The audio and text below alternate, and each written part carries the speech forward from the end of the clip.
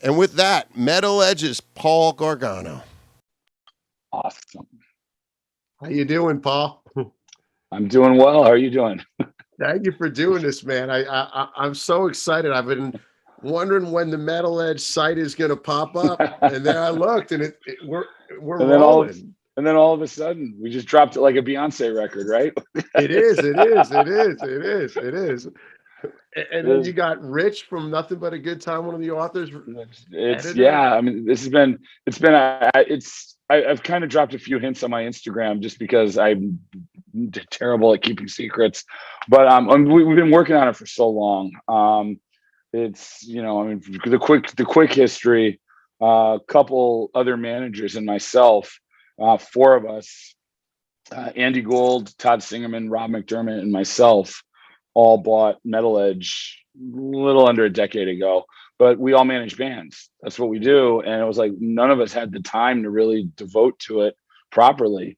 And Andy, and Todd ended up dipping out, and Rob and I had it. And the Project M, who own Revolver, Inked, Goldmine, the Hard Times, Brooklyn Vegan, and a bunch of other entities, they approached us. They were interested in buying the magazine.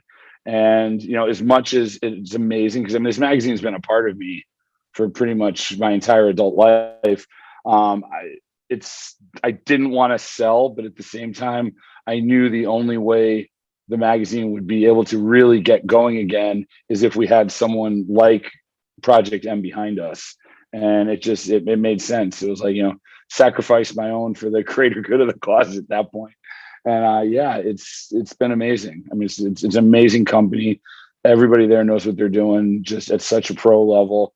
And I mean, from my end, they're amazing to work with because, I mean, they know I manage bands. So, they didn't come in. They said they really wanted me to be a part of it. And similarly, I was like, I would love to be a part of it, but I can't be writing every day and editing every day and all that other stuff because I've got to be putting out management fires every day and dealing with management business. So it was fantastic. That's where Rich came in. It was, Brandon at Revolver knew Rich. I believe they worked together in capacities over the years. And Brandon was like, "What about Rich Beanstalk?" And I was like, "Oh my God, that'd be amazing." Yeah. I mean, I didn't know Rich at all other than his name. All of us that have been writing for long enough, we know each other's names, but we might not have met. And it's perfect. I mean, I've said a couple times it's like having the dream team. This is like my Chicago Bulls of Metal Edge right now because it's just amazing. I mean, the everybody at Project M is just fantastic to work with. I've got history with a lot of them from over the years, and Rich is just, I mean, if there was anyone to do it again, if there was anyone to do it again with and have it not be Jerry Miller, I mean, Rich is the person. I mean, he loves the music just as much as I do. And then in no disrespect to Rich, I mean, Rich and I think are going to be able to do this at a level that wouldn't have been able to be done with Terry. I mean, Rich he's a different level writer. It's fantastic. It's just really good. And like I said, Rich has been really kicking ass on the content side for a couple months now, building stuff up. We have a number of articles. We've got a lot of archives. I mean, dozens of interviews done. We're obviously not launching the site with everything. So as every day we add to it. And we're getting a good rhythm going. So, we want people to keep checking back and see what we have happening. And that's the goal, right? Like I love when a cool site happens, and some of them are better. Will you stop in at the beginning of your day? It's just kind of how you start your day at this site. That's what this feels like. I'll be doing is Yeah. like this is how you start your day. And And for me, I spend a lot of time at it. I mean, I don't know if you had a chance to check out the store part yet. dude, the store was I loved it. It wasn't just your Oh old my, t-shirts, Skid Row records, Nikki's no, book. It was amazing. and I'm like, if I could turn my camera around and show you like what a vinyl junkie I am, it's like on top of the fact that Metal Edge is back, and Rich is just the most amazing person to be running the editorial side of it. I get to help curate like what is hopefully going to be one of the biggest hard rock record stores on the internet, and it's so much fun. I mean, it's Why are just you telling one the of store blew my mind. I went to see, are they gonna have metal? I went to see, it's, oh, are they gonna have one or two it's Metal Edge t-shirts? Holy shit! it, Like, it, it's it blew your mind, and it's blowing my wallet because I can't say oh, I think I've bought at least 20 pieces of vinyl off the site already. It's oh yeah, that's so cool, I know I man. bought they did Revolver did a great Typo Negative box set of vinyl, and I know I had to get that on opening day because everything sells out. I managed Drowning Pool. Revolver put up a Drowning Pool, an exclusive color variant. I never even had a chance to get it. It sold out within 24 hours.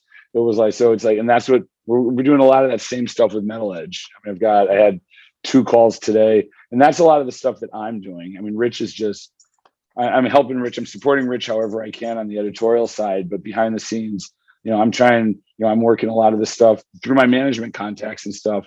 It's finding those, finding bands and doing exclusive variants, and finding bands who are trying to get their vinyl out there, but they don't necessarily want to get into a record deal where they're signing their souls away. So, it's like, oh, you own the rights to this, this, and this. It's never been out on vinyl. Come do it through us because we can get the vinyl printed. We can do that. And, that kind of branding and that kind of marketing outreach to the bands. I was talking to, I don't mind saying, I was talking to one of the guys in Warrant this morning. I was talking to Eric, and part of the thing is, we're really appreciative of the band support now and the fan support now, because more than anything, we're trying to build up that community that never really has existed for the past 10, 15 years. And there really isn't a place that you could go to and that supports the music we love properly. And that's why it's like, we're going to build this community where, and that's, again, not to sound like I have a man crush on Rich, but I mean, No, dude, he is. I mean, he loves the music as much as I do, as much as you do, and as much we're fans first. yeah, We just happen to be both very good journalists and writers. But it's like, it's really just an opportunity to build a community where we can come and we're trusted, and the bands, fans trust that they're getting top products and the information's right. We're not here to gossip. We're not here to, be the ones that break the news story. We're here to provide, content for fans that they can get to know the music better. And yeah. that's the goal. And you almost, I talked to you a little over a year ago, and you were talking how everything in this genre would grow. And when you see like Cobra Kai featuring the music, now I'm sure you've got a million calls like me about, did you hear this in the Peacemaker? We were on a call this morning, a Project M team call this morning. It was brutal. I was on Shiprocked all week, just got back late last night. So I have no voice as it is. Then I had to be up for an 8 a.m. conference call this morning. I was like, So I apologize if I sound like Kermit the Frog. But we were on the call this morning, and they were bringing up Peacemaker. I haven't had a chance to watch it yet. I'm hoping that with all the 80s rock in it, maybe my wife will give it a shot, because it's not her type of TV show. Pretty Boy Flittermore, Faster Pussy. John Cena's wearing a Faster shirt. It's amazing, nice. And that's it's awesome. But then that with the book leading up to your site, it's like there's those times where you get a birth of steam. Like even in the early 2000s, when Axl was on the cover of Spin, it was like Guns were going to get another birth of. It's like a birth of steam, and it's lining up right with that birth. And everybody's been, the artists have just been so supportive. Nikki, the first interview that Rich ran with was a Nikki Sixx interview he did. I was just on Shiprocked. I mean, everybody's just been so excited. It actually launched while I was on Shiprocked, and all the artists were just like, wait, is this true? Is this real? Is it back? So it's a really great thing. It's gonna take a little while to build up, get that community where we want it to go. But that's, what we're all here for. We're all fans. We'll all share. We've got the band supporting us, and we're in a great place right now. And it's so exciting to be able to talk about it, because other than like the people closest to me, no one really knew what was going on. And I'd be like, oh, we're getting there. Yeah. It'll be there eventually. And we all argue here on the show about Metal Edge versus Circus versus Rip, Hit Parade or Cream, but Metal Edge always had so many pictures. It was like looking at a collage. So it was, it was its own world, which was cool. Rich and I have been talking about that a little bit, about how, and one of the things I'll say, I gotta give, and I when I came into the magazine, I was a photographer and a journalist outside of music. So when I came in, when Jerry brought me in to be managing editor, I wanted to do more long form writing because I wasn't a big fan. I'm still not a big fan of like the Q&A format. But when you're writing 8 articles a month, it's a lot easier to do Q&A format than it is long form journalism. So the long form, the Q&A format became very popular. But I really wanted to do more long form. And Rich and I, going back and looking at some of these older articles, one of the things that even I myself sold short over the years was just how informative Jerry's articles were and how much she really packed into them. I was joking with Eric Turner this morning because the story that went up today was an archive story about Warrant. It was the first right before they went on their first headlining run for Cherry Pie. And it was just packed with this awesome information. And then the last paragraph was the update on who everybody in the band is dating. It was just like the obligatory. It was, as a kid, I loved it. It was so funny because that honestly, growing up, that's why I didn't like Metal Edge, because I was like, I don't care about that. I want to know about the music. I want to know about the meat and bones. Right. And I always sold the magazine short until I started writing for it. And it's really funny because I mean, even I will say Jerry Miller, what she did was really underrated. I wish I made me move to California. She had the first little pictures of Skid Row when we were seeing Skid Row. The first little Guns N' Roses, things that were boiling. She was letting you know that this was going to happen. You know what I mean? It was cool. Yeah, no, she had her finger on the pulse, and she was really ahead of the time with a lot of the stuff she covered. I wish she could have been a part of it. I mean, it was that's if it's really my only regret in all this is, well, she sadly, when she passed, we have not been on speaking terms, and we approached her a couple times, not with Project M, but we approached her. Rob McDermott and I did when we owned the magazine. We approached her to try to do something together, and she just had no interest. Right. So it was I regret that a little bit, but again, I did everything I could from that end. I can't lose sleep over it at night. I wish she had another shot to get some more of the respect and appreciation she deserved, kind of do that victory lap, because she really did a lot for all the bands, and she did a lot for the scene. And it was really, and that's a part, as much as, again, we weren't on speaking terms, and the people that know why it's wasn't good, but as much as we weren't on speaking terms, she was still a vital part of everything that happened with music and everything. And I think it's, I would have really liked to have seen her. I don't like not being on speaking terms with people, so I would have liked things to have been improved. But I also just think it would have been nice for her to get that victory lap and have people really see how much they appreciate what she did do. Yeah. So that's a little bit of this is about her too. It's just like keeping the name out there. And there's Project M is the great company to do it. And your website, it almost seems like you're keeping the same band parameters as her. You have typo negative, and you can go from typo negative to, I'm sure, Poison. Like, what do you feel like the parameters are? Because I know you guys don't go total Nordic death metal where guys eat each other. No. So it's basically, for me, when we started, I put a list together of bands, and this was before Rich was even on board. So once the sale was executed and I came on board, and I kind of, I don't want to say I was part of the sale, but I came over with when they bought the magazine, I agreed to come over with the magazine. So that was, and I immediately put a list together of bands, Metal Edge bands. So obviously that started in the mid 80s, and it's the traditional, I hate the term hair metal, but what you're going to turn on Hair Nation on Sirius XM and what you're going to hear, those 80s rock bands, the 90s rock, the hard rock, the glam inspired. So there's that. Then there's what started the magazine, by necessity had to evolve into when I started there. You've got, in addition, you had the Panteras, the Corrosion of Conformities, not the extreme heavy metal, but the more mainstream stuff on the heavier side, which then evolved into the Corns. And, obviously now he's Taboo, but he was a huge part of my years there. Marilyn Manson. Basically anything that falls under that rock parameter. Back, I had the Nixons. We were just on Shipwreck. Zach Malloy. Zach Malloy was what Giant Records or something like they were on. I remember they're on the same record as Sparkler. I want to say I'm staring at where the vinyl is in my collection. It's right over where my computer is. A&M for some reason is ringing a bell to me. I know Maybe they the got album. signed out of the teaser, so I just remember that time. The No, Nixons, the Nixon's. No, Cunninghams. Nixon's were Oklahoma City. Oh, okay. Nixon's were from Oklahoma City. They were a rock band, and they were a rock band, but they were more out of that post grunge. Okay. They weren't like Seattle, but they fit that scene. And I had them in Metal Edge a lot when I came over because they were one of my favorite bands.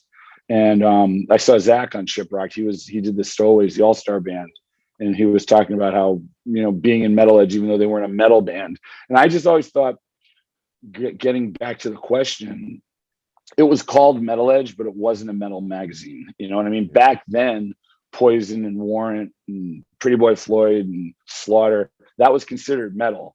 But by today's definitions, that isn't remotely metal. And I think as we evolved through the 90s into the early 2000s, we just realized it was rock. It was hard rock. Yeah. And I think the parameters where we're at now, obviously the foundation is that 80s, early 90s core. That's the foundation. That's why you're seeing so much. That's what we're launching with. It's not going to be long before you start seeing some of the bands from my era in there, the Seven Dust, the Slipknots, and quite frankly, from today's era, if the magazine had stayed running, they went out of business about, I think 2 years after I left, they went out of business. Well, let's just hypothetically say I stayed with the magazine and it was still running this whole time. The Foo Fighters would have been a Metal Edge cover band. That's what they would have been. Bands that fit. Now Butcher Babies, they're an extreme. They're a heavy band. They're a new band. They're a heavy. Well, they're not new anymore, but they're of the last. Yeah, you know what I mean. Well, like the Butcher Babies, I remember when I signed them at Century Media, I was like, I wish you guys were around when I had Metal Edge, because like putting like Carla and Heidi on the cover of Metal Edge would just be it would totally fit. And I think that's, it's not as much about trying to stay in a pocket with a certain type of music as it is trying to create a community where all the music is accepted and you don't have to love everything in it. And if you go to the store, you'll find some punk rock in there. There's some Circle Jerks, the Adolescents. It's not in there because we're a punk site. It's in there because, especially as we all grow older, we find ourselves listening to more music and outreaching a little bit. And it was interesting because the first day our store went live, there was a bunch of punk stuff that got sold because there was a lot of fans. And I can't tell you how many of the guys from like a lot of those late 80s bands love punk music. Yeah. So, we want it to be just relevant music to what our audience is. And hopefully, if you don't know who a band is, maybe you'll go to Apple Music and check them out and go, oh, you know what? I do like this, even though it's more contemporary. It's so true, because when I do the show, sometimes I'll have a younger kid that's completely in that I'm Guns N' Roses era, someone like that is in it, looks like they're in Guns in '89 and is 19. And I love that. But they'll ask me why I'm playing something. But my buddy Eric was the DJ at the Rainbow for 15 years, and he would play Nine Inch Nails into Poison. And I always go, the Rainbow, even the billboards is the ultimate parameter for what rock and roll and what things like this are, because you're not going to hear Deicide at the Rainbow, but you're going to hear Dragon, Let the Bodies Hit the Floor into fucking Cry Tough. It all coexists. And that right there, and the way, like, just again, I just got off Shiprocked and Monsters of Rock is in 2 weeks. So in cruise terms, Shiprocked is just as much Metal Edge as Monsters of Rock is. Ozfest is just about as much Metal Edge as Rock on the Range is. And there's going to be places where Warped Tour bands are relevant. But, back when I was the editor of Metal Edge, Seven Dust was one of our biggest bands. And Seven Dust were on the Warped Tour. Seven Dust I think Seven Dust were on the Warped Tour. No, it was the Roar Tour. I'm sorry, the Roar Tour they were on. But you really didn't want to pigeonhole people because all of our tastes are different. Lamb of God headlined Shiprocked. So, that's heavy. That's really heavy. But it's all the rain. That's why I guess I love the Rainbow. You can eat that food and just listen. You don't know it's a great parameter. Your newsletter, if people sign up for the newsletter, when does that come and what's that about? I was interested in that. So the newsletter, the first, obviously we just launched. So that's the first newsletter. I got it when you got it. That was Rich wrote that one. That was the one Rich just wrote. The newsletter, there's going to be a couple different ones. We're going to have the newsletter that's basically going to let people know what they may have missed on the site. I'm going to be doing a weekly vinyl column that's going to start next week. So we were going to start it this week, but it was too crazy with me being in the middle of the ocean. So next week will be my first one. It'll be a weekly column about vinyl, spotlighting stuff that we've got on the site that, people might want to check out. And like I said, as a vinyl junkie myself, there's a lot. I found stuff on that site from artists I managed that I didn't even know was available on vinyl. Yeah. Not because I don't know it existed, but I didn't know that Newly Dead's album was on vinyl. I thought it was only on CD. So it's like, and we have it at the site. Stephen Piercy's got a Mickey Rack collection on our site. So it's like there's really cool things. I'd never really listened to the Mickey Rat stuff. I managed Stephen Piercy. I never listened to the Mickey Rat stuff, and it's amazing because that stuff was before Rat, and it was a Rat song. It's Someone like there's just so much requested it, and it was good. I didn't even know. It's funny. It's just there's so much history. There's so much history, and that's part of it too. We want people to deep dive. We want people to like find out, rediscover stuff. Yeah. What did you? What were your bands in high school? What were your jams in high school mostly? This is the part where everybody makes fun of me. The band that got, and I'm just being completely Couldn't be worse than me. Couldn't be worse than me. At the age of 50, I have no shame. I'm like, it's like, yeah. I mean, I might as well be the embarrassing dad to a teenager because I have no shame when it comes to music. The artist that got me into music, this is not a secret, is Culture Club. I had there were girls that lived next door to me, and they were like, in a lot of ways, they were my introduction to a lot of like quote unquote pop music. My mom listened to a lot of like oldies, so I knew the oldies like the back of my hand. And the girls, they got me into Duran Duran, The Police, and believe it or not, Boy George was the first rock star that made me go, holy shit, this is something special. It was just louder than life. Up on the Strip when I moved in '89, the glamour punks and everybody was worshiping Boy George. He got one of those passes where like, and if you listen, the bass is insane, but he was kind of an outlaw and just he influenced a lot of the glam that probably never made it, just the outrageous glam that was on the Strip. Sorry, my dog apparently is embarrassed of my love for. He's either embarrassed of my love for Culture Club or he's barking at a dog in front of the house. He's looking out the window. So I apologize for the dog barking. But I mean that is. I guarantee you, Manson was way into Boy George. Absolutely. So it's like Culture Club was larger than life, and that introduced me to real music at the biggest level. In high school, it was. Freshman year of high school is when I got into metal. The first metal band I was ever into was pre-high school. It was as a kid because I was a big wrestling fan, and Iron Man was the Road Warriors entrance music. Okay. So that was my introduction to Black Sabbath. I had Black Sabbath records because I wanted to hear Iron Man over and over again because of the Road Warriors. But I got really into metal in high school, and it started more of the Bon Jovi, Kiss. I was into Kiss as a kid, and it's the craziest thing. Kiss is like one of my all-time favorite bands. I can't tell you when I first heard Kiss. It was the first record I ever bought. I can't even tell you how I heard it because I don't have older brothers or sisters or anything. But Kiss, I was just obsessed with Kiss as a kid. Kids were more like superheroes when I think about. I saw them in second. They were more like super with the Incredible Hulk and stuff. As with now, you go, oh, they play music. That was more in that category. So it's like when you got a Spider-Man doll. And I was like there was the bully on my street wore a Ted Nugent. He had a Ted back patch for Ted Nugent, and I like in my head I was like, Ted Nugent must be big and scary because that bully on the block wore it, so it's scary music. But it was funny because I would go and check out Ted Nugent then, because like I said, I didn't have older brothers or sisters who were turning me on to stuff, and my parents weren't into rock at all. So I got into like, again, the lighter side of like, Bon Jovi, Poison, all that stuff. Warrant actually played at my high school. They opened for Eddie Money at my high school on the first, right around the time Dirty Rotten Filthy Stinking Rich came out. But then Metallica was my gateway drug into the heavier bands. Okay. I went to see the Monsters of Rock with Van Halen headlining, Van Halen, Scorpions, Dokken, Metallica, and Kingdom Come.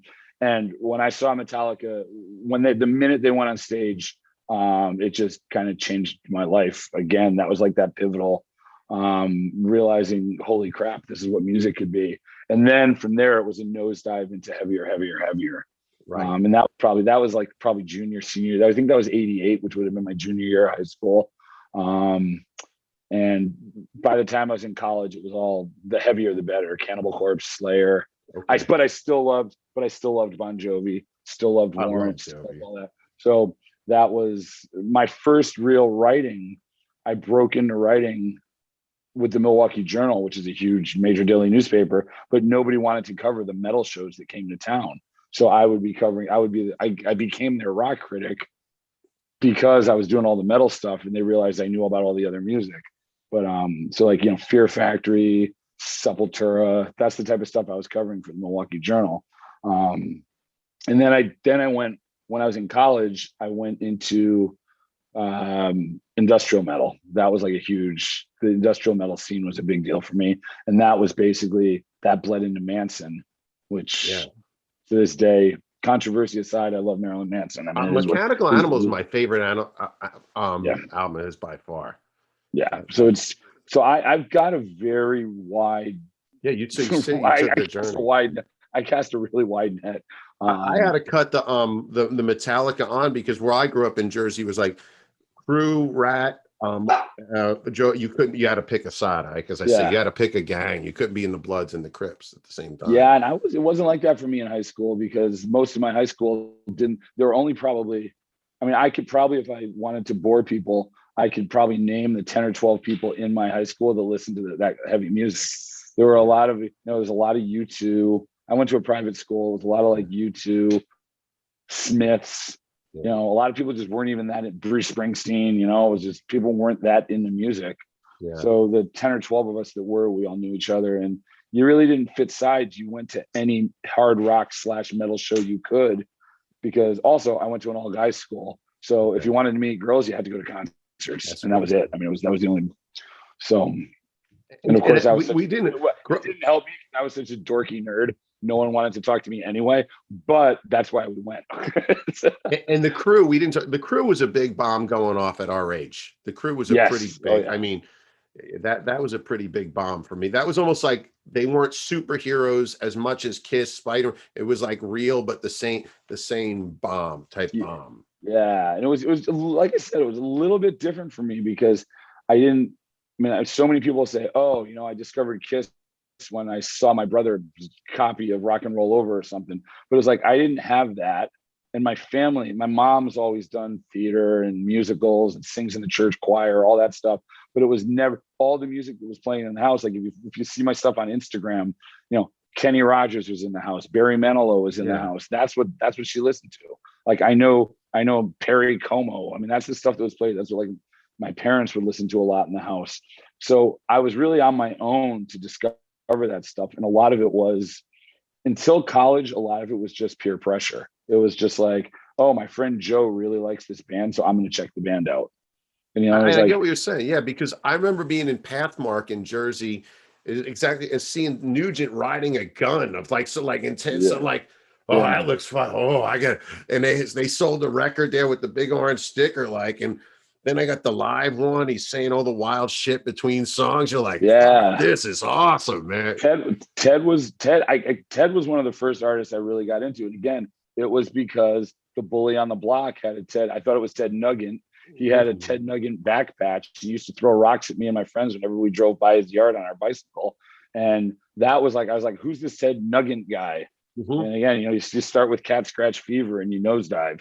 I mean, it's just at that point, you're just like, here I go, head in.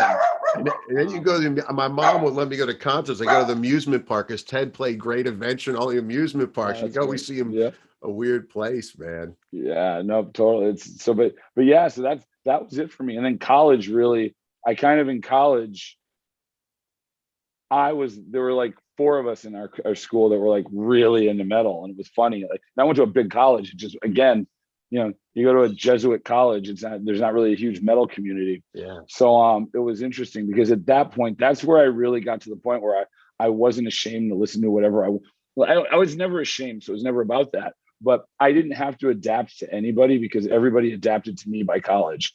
I was the editor of this, I was the entertainment editor of a school newspaper. I had a radio show. So at that point, I did what I wanted to do, and people either respected me or I flipped them off because I didn't care.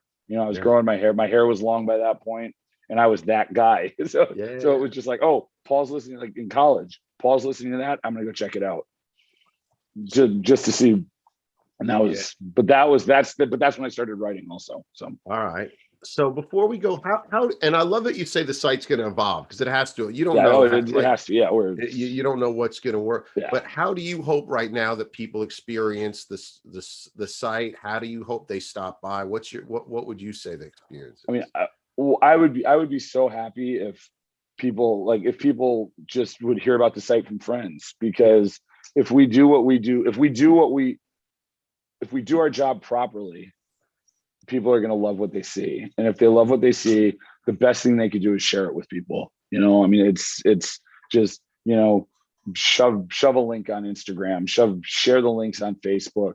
I'm not active at all on Facebook because it's too much of a time suck for me, but I do Instagram. It's and I go through everything on Instagram every day. I go through all my messages. I go through everything. So it's like, whatever your format of choice is, just share. I would love for people to appreciate what we do, like it, share it with their friends, and then their friends start coming back. It's just that word of mouth.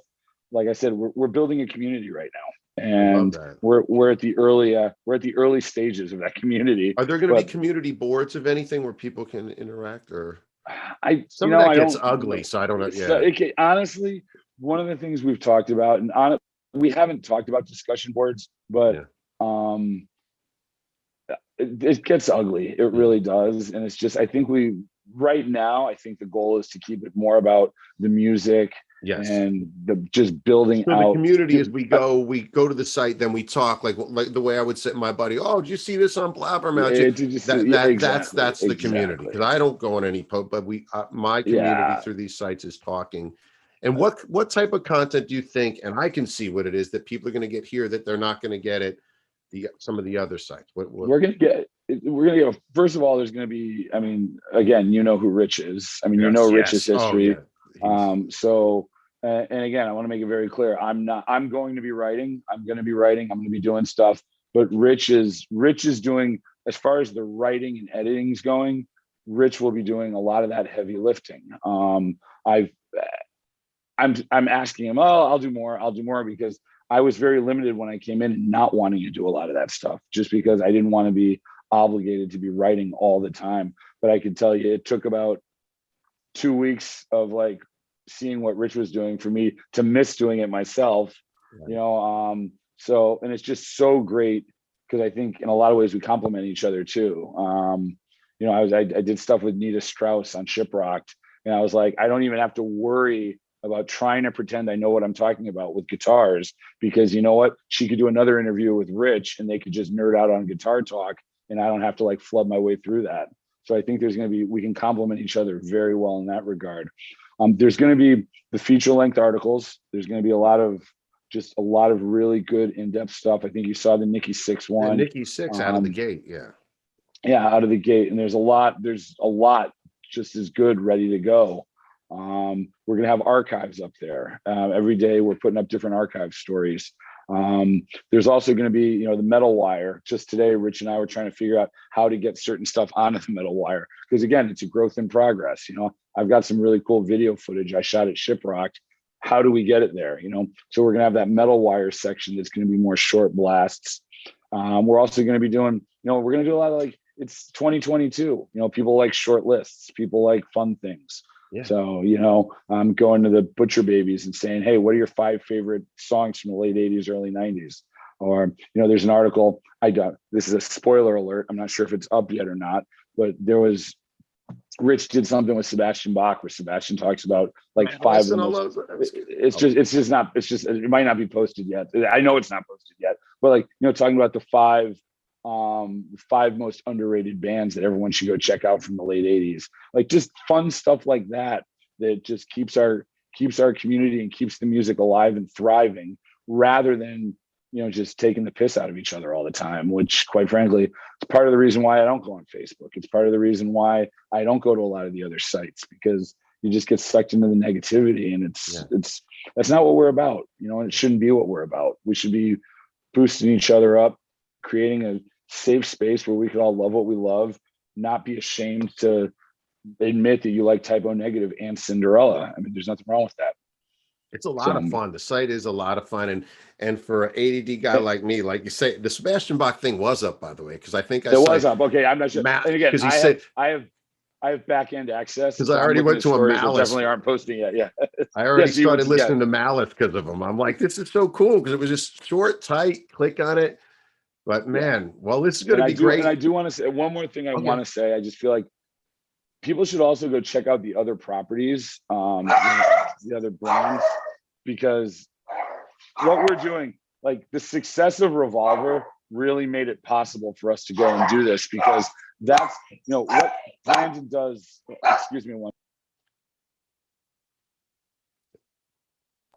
So I'm sorry about that.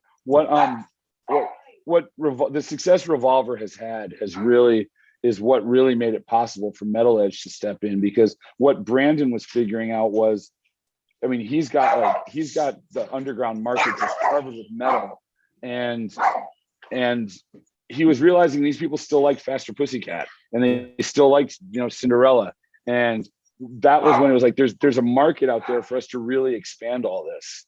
So take some time, go check out some of the other properties we have too, because the Hard Times has become one of my favorite sites to go to, and I barely knew about them before this. You know, Revolver is amazing. Inked, Goldmine is always has been one of my favorites, but there's a lot of really cool partner publications we have that also have great stuff. Awesome. Well, will you send me links to those as well, and I'll put the links in the chat for those. So I will, totally.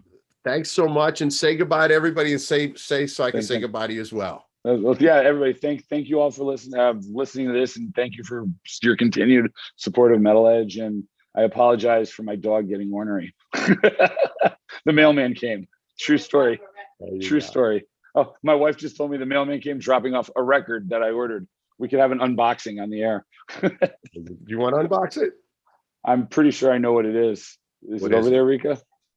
We're gonna find out. Hold on, she's grabbing it. I'm pretty certain I can guess what it is. This would be a great ending. Let's see what you got. Let's see what I got in the mail. I have a knife. Let's see. Oh yeah, this is actually, I can show you exactly what this is. This is great. I love this. Every day, it's just like, oh, Paul got more vinyl. To be fair, I don't have a lot of bad habits. So if the worst thing I do is buy vinyl, I got all excited. I found Mechanical Resonance, the record store day import on Amazon of all places. So it's great when I find stuff like that. All right, I got it open. It is, my wife will actually like this too. Oh, debut album from Buck Cherry. I love that. Debut album from Buck Cherry on red vinyl. Limited transparent red vinyl pressing.